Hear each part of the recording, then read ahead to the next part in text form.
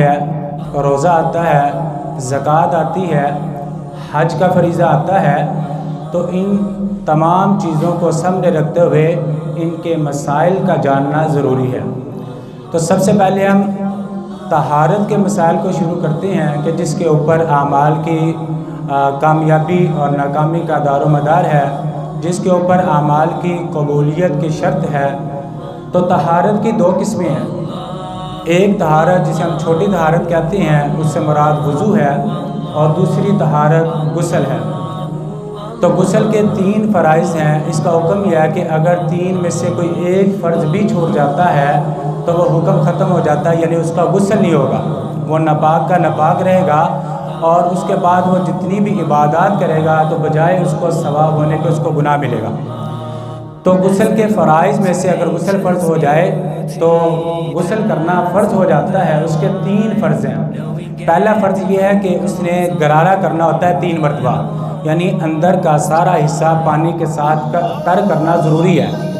یہ اس صورت میں ہے جس صورت میں آپ نے روزہ نہیں رکھا ہوا۔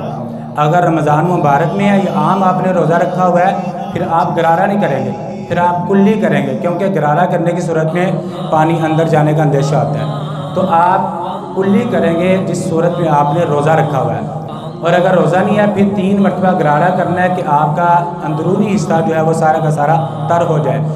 دوسرا فرض کیا ہے کہ آپ نے یہ نرم ہڈی تک پانی کو پہنچانا ہوتا ہے، کہ ناک کا جو اندرونی حصہ ہے نرم ہڈی تک، سخت ہڈی تک، تو اس کو تر کرنا یہ ضروری ہے۔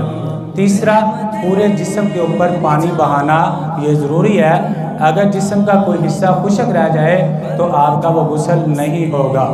اسی طرح ہم جب غسل کرتے ہیں تو ہمارے ہاتھوں میں انگوٹھی ہوتی ہے، تو اس کا خیال کریں یا اس کو اتار لیں یا اس کو اچھی طرح ہلا لیں کہ کہیں ایسا نہ ہو کہ وہ نیچے والی جگہ خشک رہ جائے، کہیں ہمارا غسل نہ ہو۔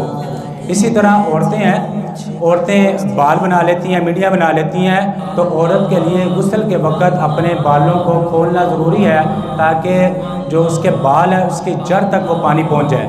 اگر اس کا پانی وہاں تک نہیں پہنچتا تو اس کا غسل نہیں ہوگا۔ اسی طرح ایسی چیزیں جو عورت نے استعمال کی ہیں، مثلا ناخن پالش ہے، اس نے ناخن پالش لگایا تو اس سے اس کا غسل نہیں ہوگا، اس کو اتارنا ضروری ہے۔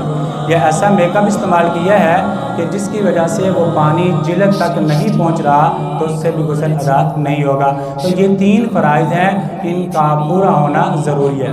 اس کے علاوہ آپ صلی اللہ علیہ وسلم نے مخصوص جگہوں پر غسل کیا ہے، مخصوص موقع پر غسل کیا۔ ان میں سے ایک جمعے کا دن ہے۔ آپ صلی اللہ علیہ وسلم نے اس دن جو ہے وہ غسل فرمایا کرتے تھے، تو جمعے والے دن غسل کرنا یہ سنت ہے۔ اسی طرح آپ صلی اللہ علیہ وسلم نے حج کے موقع پر اور عمرے کے موقع پر بھی غسل فرمایا، ان موقع پر غسل کرنا یہ بھی مسنون ہے۔ اسی طرح عید الفطر اور عید الاضحیٰ ہے، ان موقع پر بھی غسل کرنا ضروری ہے، سنت ہے۔ اللہ تعالیٰ ہمیں عمل کی توفیق عطا فرمائے۔